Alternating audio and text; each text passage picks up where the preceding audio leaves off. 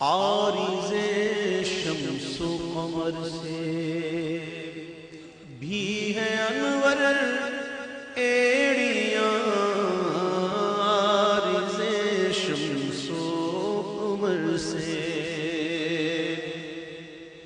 عارض شمس و قمر سے بھی ہے انور ایڑیاں، عارض شمس و قمر سے بھی ہے انور ایڑیاں، عرش کی آنکھوں کے تارے ہیں وہ خوشتر ایڑیاں، عرش کی آنکھوں کے تارے ہیں وہ خوشتر ایڑیاں، عارض شمس و قمر سے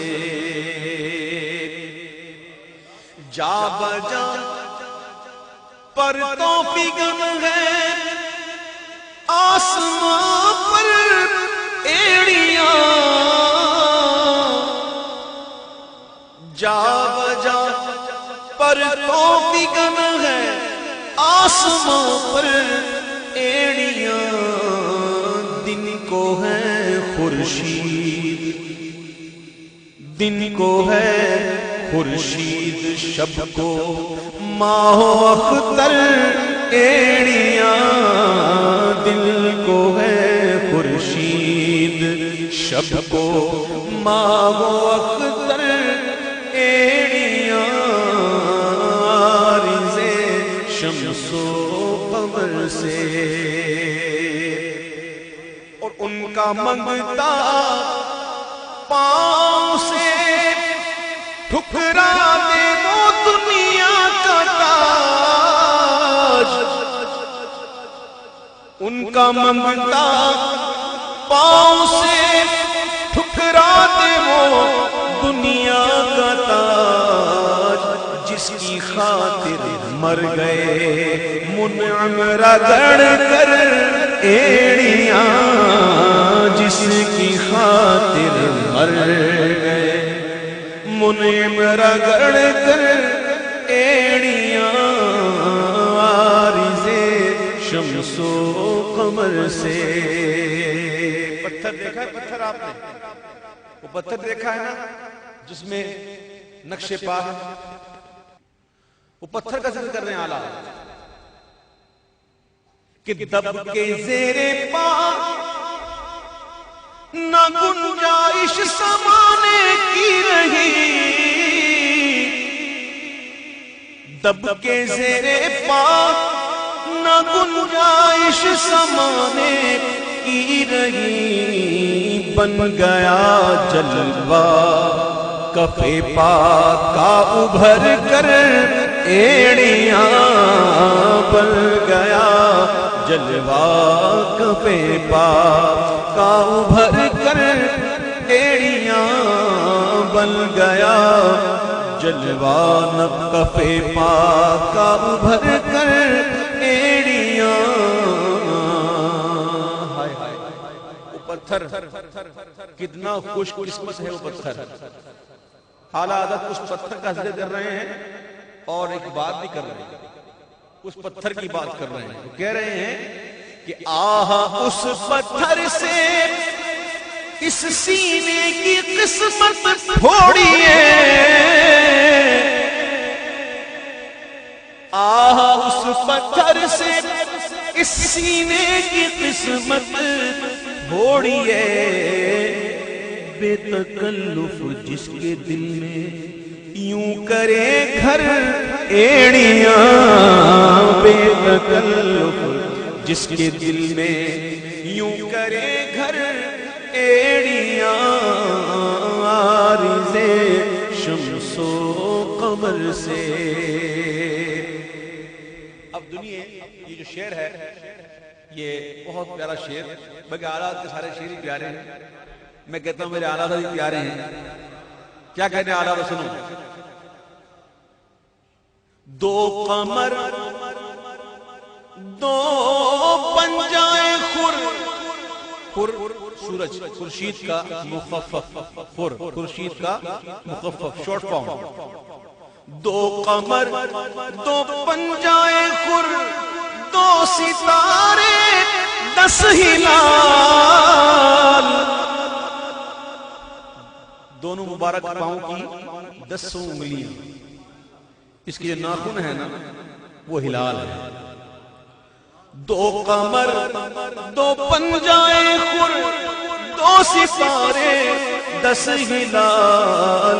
ان کے تلوے پنجے ناخن، پائے اقدس ایڑیاں. ان کے تلوے، یہ تلوے جو ہیں وہ 2 چاند ہیں، پنجے 2 سورج ہیں. آئے ہائے. دو قمر دو پنجائے خور، 2 ستارے 10 ہلال. ان کے تلوے پنجے ناخن، پائے اطہر ایڑیاں. عارض شمس و قمر سے. بڑا مشہور واقعہ ہے. ایک دفعہ سرکار دو عالم صلی اللہ علیہ وسلم یار غار صدیق اکبر کو، صدیق اکبر یار غار ہیں، یار مزار ہیں،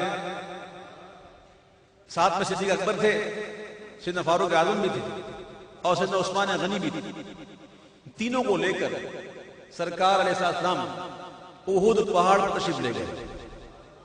احد پہاڑ یہ وہ پہاڑ ہے، سرکار فرماتے ہیں یہ پہاڑ ہم سے محبت کرتا ہے، ہم اس سے محبت کرتے ہیں، یہ جنتی پہاڑ ہے. اور یہاں تک حضور نے فرمایا صلی اللہ علیہ وسلم کہ جب اس پہاڑ سے گزرو تو وہاں سے کچھ نہ کچھ کھا لیا کرو. یہ جنتی پہاڑ، احد پہاڑ حضور سے محبت کرتا ہے. اب جب حضور کی آمد ہوئی، جب حضور کی آمد ہوتی ہے تو دیوانے جھومتے ہیں، جیسے ہم بھی جھومتے ہیں نا، سرکار کی آمد مرحبا، دلدار کی آمد مرحبا، سرکار کی آمد مرحبا، دلدار کی آمد مرحبا، جھومتے ہیں نا. اب ہوا یہ کہ جب سرکار کی آمد ہوئی تو اس پہاڑ پر زلزلہ آ گیا. میں اسے کہوں گا کہ وہ پہاڑ جھوم رہا تھا. زلزلہ تھا، وہ جھوم رہا تھا. عشق کے انداز میں یوں کہ لیجیے کہ وہ سرکار کی آمد پر پہاڑ جھوم رہا تھا. حضور کی آمد ہو گئی، آہا جھوم رہا تھا. میرے محبوب نے اس پہاڑ پر اپنی مبارک ایڑی ماری اور فرمایا اے پہاڑ رک جا، تجھ پر ایک نبی، ایک صدیق اور 2 شہید کھڑے ہیں. حضور نے پہلے ہی بتا دیا کون شہید ہے. اور کمال کی بات ہے کہ پہاڑ بھی سمجھ گیا. حضور پہاڑ سے کہہ رہے ہیں، وہ پہاڑ کو حضور کہہ رہے ہیں. حضور کی بات پہاڑ نے سن لی، قبول بھی کر لی. کیا فرمایا؟ تجھ پر ایک نبی، ایک صدیق اور 2 شہید کھڑے ہیں. اس واقعے کو میرے اعلیٰ حضرت نے پیش کیا کہ ایک ٹھوکر میں احد کا زلزلہ جاتا رہا، ایک ٹھوکر میں احد کا زلزلہ جاتا رہا. رکھتی ہے کتنا وقار اللہ اکبر ایڑیاں، رکھتی ہے کتنا وقار اللہ اکبر. سیدنا فاروق اعظم رضی اللہ عنہ کے دور میں ایسا ہوا تھا کہ مدینہ منورہ میں اتنا زلزلہ آیا. فاروق اعظم نے زمین پر ترا مارا اور کہا ہے زمین کیا میں نے تجھ پر عدل نہیں. بس یہ کہنا تھا، زلزلہ ہو گیا. یہ نبی کے غلاموں کی شان ہے. زمین پہ ترا مار کے کہے کہ زمین کیا میں نے تجھ پر عدل نہیں. بس یہ سننا تھا کہ زمین رک گئی. بس ان کے ہو جاؤ، ہر چیز تمہاری مانے گی. یہ سبق ہے اس میں. ان کے ہو جاؤ، مخلوق تمہاری ہے. ایک ٹھوکر میں احد کا زلزلہ جاتا رہا، رکھتی ہے کتنا وقار اللہ اکبر ایڑیاں، رکھتی ہے کتنا وقار. ام ہانی کے گھر مکہ مکرمہ میں، ام ہانی کے گھر سرکار آرام فرما رہے ہیں. نبی کی آنکھ سوتی ہے، دل نہیں سوتا. یاد رکھیے گا، میرے محبوب آرام فرما رہے ہیں، جبریل آئے، اللہ کی طرف سے بھیجے گئے، جاؤ میرے محبوب کو لے آؤ، معراج ہونی ہے آج۔ اب جب جبریل گئے تو حضور آرام فرما رہے ہیں۔ اب جبریل کا ادب دیکھو، ایسا نہیں ہوا کہ جبریل آئے اٹھا کے چلے چلے حضور نے اللہ نے بلایا، نہیں، ادب ہے۔ اب حضور آرام فرما رہے ہیں، کیسے اٹھاؤں؟ حکم ہوا ہے جبریل اپنے کافوری لبوں کو میرے محبوب کے تلموں پر رکھ دو۔ جب محبوب نے جبریل علیہ السلام کے کافوری لبوں کی ٹھنڈک محسوس کی تو اپنی آنکھیں کھولی۔ اب میں ایک بات پوچھتا ہوں، مجھے یہ بتاؤ کہ جبریل نے جب حضور کے تلووں کو بوسہ دیا ہوگا تو سر نہیں جھکایا، بغیر سر جھکائے کیوں لیا؟ اور اعلیٰ حضرت کی احتیاط بھی دیکھیں، اعلیٰ حضرت نے جو بات کی نا وہ احتیاط دیکھیں۔ سجدہ کون کر رہا ہے؟ جبریل نہیں کر رہا، کوئی اور کر رہا ہے۔ اور کیا؟ تاج روح القدس کے موتی جسے سجدہ کرے، تاج روح القدس کے موتی جسے سجدہ کرے، رکھتی ہے کتنا وقار اللہ اکبر ایڑیاں، رکھتی ہے واللہ وہ پاکیزہ گوہر ایڑیاں، عارض شمس و قمر سے۔ میدان محشر بڑا کٹھن دن ہے، نفسا نفسی ہے، بڑا کٹھن دن ہوگا، لیکن جو حضور کا ہے نا اس کو فکر نہیں ہے۔ الا ان اولیاء اللہ لا خوف علیہم ولا هم يحزنون الذین آمنوا وکانوا یتقون۔ خبردار، اللہ کے ولیوں کو کچھ خوف ہے نہ غم، یہ وہ ہیں جو ایمان لائے، وکانوا یتقون۔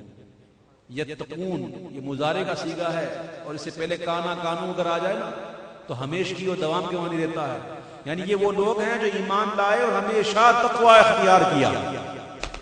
تو جو حضور کے ہیں نا ان کو کوئی خوف نہیں ہے۔